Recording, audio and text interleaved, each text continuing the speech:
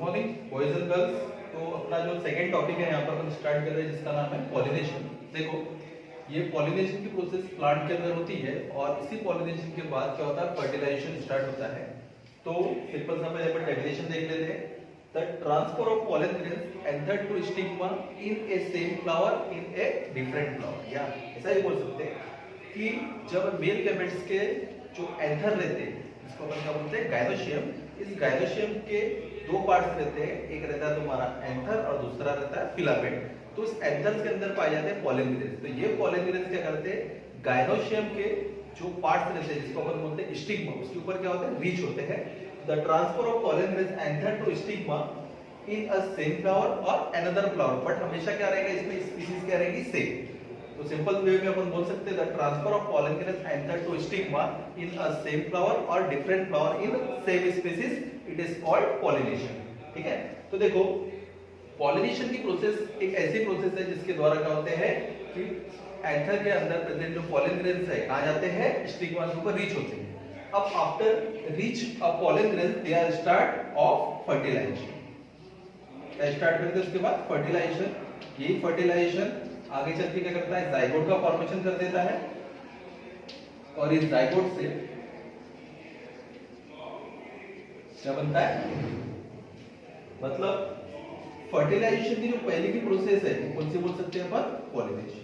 क्या बोल सकते हैं पॉलिनेशन।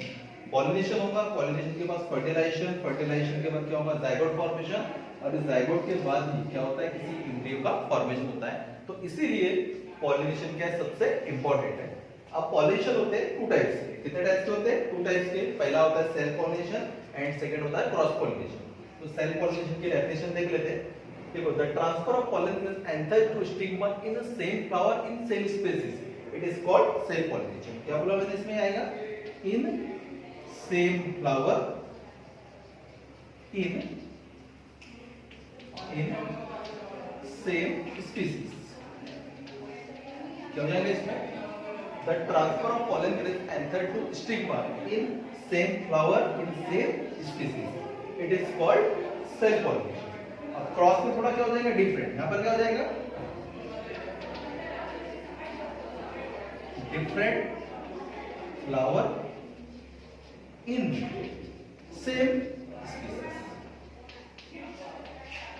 क्या चेंज होंगे इसमें the transfer of pollen grains enter to stigma in different flower in same species। जैसे फॉर एग्जांपल यदि अपन सेल्फ पॉलिनेशन का डिफरेंट देखते हैं मतलब सेल्फ पॉलिनेशन और क्रॉस पॉलिनेशन के लिए अपन एक एग्जांपल देखते हैं। एग्जांपल में जैसे कोई रोज का प्लांट जब ये पॉलिनेशन करेगा तो यहाँ पर प्लांट किसका रहेगा रोज का ही रहेगा। मतलब यदि ये व्हाइट रोज है तो पॉलिनेशन जो होगा तो क्या होगा तुम्हारा व्हाइट रोज। बट जब अपन सेकंड क्रॉस पॉलिनेशन की बात करते हैं इसमें भी क्या होगा स्पीशीज सेम रहेगी। रोज है तो रोज ही रहेगी बट यहाँ पर व्हाइट के बदले क्या हो जाएगा रेड। क्या हो जाएगा व्हाइट के बदले रेड। तो इस प्रकार से सेल्फ पॉलिनेशन और क्रॉस पॉलिनेशन की डेफिनेशन है। अब दोनों के अंदर अपन क्या देख लेते हैं एडवांटेज देख लेते हैं।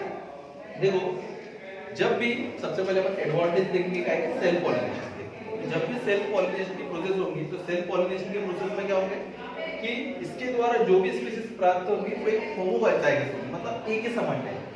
मतलब इसमें कोई डिफरेंट स्पीशीज अपने को प्राप्त हो सकती है बिल्कुल भी नहीं हो सकती। तो इसमें जो भी अपने को प्लांट मिलेंगे कौन से मिलेंगे सेम टाइप के। सेकंड कि इसके द्वारा जो स्पीशीज है उनको अपन एक से अधिक संख्या में या सेम स्पीशीज को कई लॉन्ग टाइम तक जैसे कि वैसा बना सकते हैं। मतलब डिफरेंट स्पीशीज का मिलने से ओनली वन स्पीशीज को अपन लॉन्ग टाइम तक क्या कर सकते हैं यूज कर सकते हैं। तीसरी चीज सेल्फ पॉलिनेशन के द्वारा कोई भी अपने को किसी भी प्रकार के एजेंट की आवश्यकता नहीं रहती। एजेंट मतलब जैसे एयर है फ्लाई है या फिर अपन बीज बोल सकते हैं इसकी कभी भी आवश्यकता नहीं रहती है। एंड नेक्स्ट देखते हैं सेकंड क्रॉस पॉलिनेशन के एडवांटेज। तो क्रॉस पॉलिनेशन की सबसे स्पेशलिटी ये है कि इसके द्वारा जो भी अपने को फ्लावर प्राप्त होंगे वो हाइब्रिड रहेंगे। हाइब्रिड का मतलब अपन यहाँ क्या कर रहे हैं कि two different types of flower are mixing to each other. मतलब दो डिफरेंट टाइप के फ्लावर्स क्या करेंगे यहाँ पर पॉलिनेशन करेंगे। तो इसके द्वारा स्पीशीज मिल रही कौन सी रहेगी हाइब्रिड वाली और उसके अंदर जेनेटिकली क्या रहेगा चेंजेस आएगा। इसको अपन बोलते हैं जेनेटिक वेरिएशन कर सकता है। कलर भी चेंज हो सकते हैं। जैसे कोई व्हाइट फ्लावर है तो रेड के द्वारा यदि वो पॉलिनेशन कर रहा है तो हो सकता है कि नेक्स्ट थर्ड कलर भी कोई प्राप्त हो सकता है। तो ये है क्रॉस पॉलिनेशन का एडवांटेज।